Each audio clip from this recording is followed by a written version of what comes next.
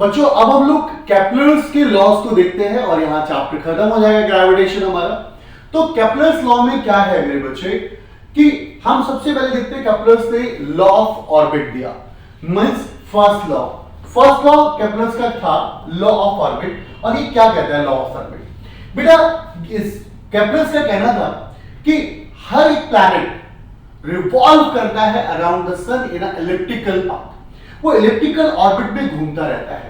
जैसे एग्जांपल यहां देखेंगे, each planet revolve around the sun in an elliptical orbit with the sun situated at one of the two foci. किसी भी एक foci पे रख दीजिए, या चाहे यहां रख दीजिए चाहे यहां रख दीजिए, तो ये जो प्लैनेट्स होंगे, जितने भी प्लैनेट्स, वो एक एलिप्टिकल ऑर्बिट में घूमते रहेंगे। सुनो, इस पॉइंट P, ये पॉइंट P होता है, P is a perihelion. Perihelion का मतलब होता है जो पॉइंट सन से बहुत नियरर होता है उसे हम पेरिहीलियन कहते हैं, और जो सन से जितना ज्यादा दूर होता है उसे हम लोग एपीहीलियन कहते हैं। सन से दूर वाले पॉइंट को एपीहीलियन, सन से पास वाले पॉइंट को हम लोग पेरिहीलियन कहते हैं। डन मेरा बेटा? अब यहां ध्यान से सुनो, अब हम लोग केप्लर्स के सेकंड लॉ पे आते हैं, और केप्लर्स का सेकंड लॉ क्या कहता है? Law of area. Law of area क्या कहता है कि फर्स्ट ने क्या कहा लॉ ऑफ ऑर्बिट में, कि एक लॉ ऑफ ऑर्बिट ने क्या कहा कि जितना भी प्लैनेट्स है वो रिवॉल्व करेगा इन एलिप्टिकल पाथ। अब यहां पर क्या हुआ, आप देख रहे होंगे लॉ ऑफ एरिया में अगर हम टाइम इंटरवल इक्वल रख दें तो जो एरिया स्वैप होगा फ्रॉम ए टू बी, मान लीजिए प्लैनेट ए से बी आया और टाइम दिया मैंने 5 मिनट का, 5 मिनट में उस प्लैनेट ने ए से बी का डिस्टेंस कवर किया और मैं इस पॉइंट से इसका एक एरिया स्वैपिंग देख रहा हूं, एरिया कवर देख रहा हूं, और वो इतना एरिया कवर हुआ। बट वहीं पर मैं अगर सी से डी देखूं तो 5 मिनट के अंदर वो इतना बड़ा एरिया कवर कर रहा है। अब आप कहेंगे सर ये एरिया बड़ा ये एरिया छोटा है। आंसर है नहीं, बिकॉज दोनों के दोनों एरिया इक्वल होंगे। क्यों? क्योंकि मैंने टाइम इंटरवल इक्वल लिया है और प्लैनेट्स की स्पीड सेम होती है, तो क्या होगा, डिस्टेंस भी सेम होगा।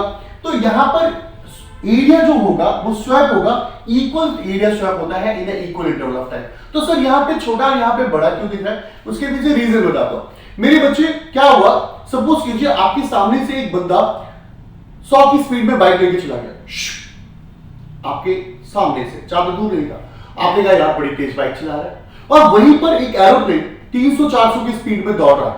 आप कहते हैं बड़ी धीरे धीरे एरोप्लेन चल रहा है। क्यों? जितना आपसे दूर होगा उसकी स्पीड उतनी ही स्लो दिखती है, और जितना आपके आंखों के पास होगा उसकी स्पीड उतनी ही ज्यादा तेज दिखती है। यहां पर ये स्पीड स्लो दिख रही होगी, यहां पे स्पीड ज्यादा दिख रही होगी, इसलिए वो ज्यादा एरिया कवर कर रहा है, और एज कम्पेयर टू ये। डन मेरा बेटा? पर होता एरिया क्या है? सेम एरिया कवर होता है, क्योंकि टाइम इंटरवल सेम है और स्पीड सेम है। अब यहां देखो, एंड द थर्ड लॉ, जब मैं आप लोगों को ऑर्बिटल वेलोसिटी पढ़ा रहा था उसके अंदर टाइम पीरियड निकाला था, तो वहीं पे मैंने आपको बताया था केप्लर्स लॉ के बारे में। केप्लर्स लॉ में क्या होगा देखिएगा, केप्लर्स लॉ कहता है third law, this is the law of period.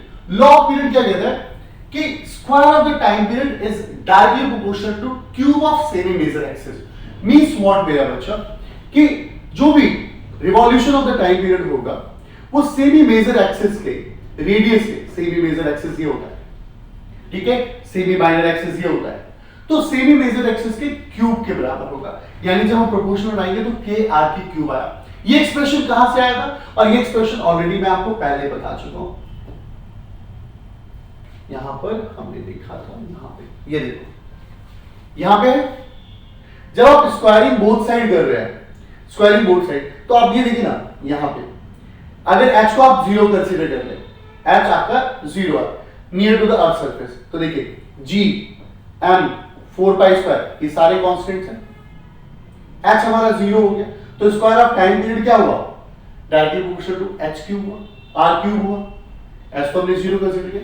तो यहां से ये वाला एक्सप्रेशन आया जब हम ऑर्बिटल वेलोसिटी का एक्सप्रेशन कर रहे थे, ठीक है। डन मेरा बेटा? इस तरीके से ऑर्बिटल मतलब केप्लर्स के लॉ खत्म होते हैं। आई होप आपको समझ में आ गया। मिलते हैं नेक्स्ट वीडियो में, ये चैप्टर होता है यही पे, एंड आप सभी को राधे राधे।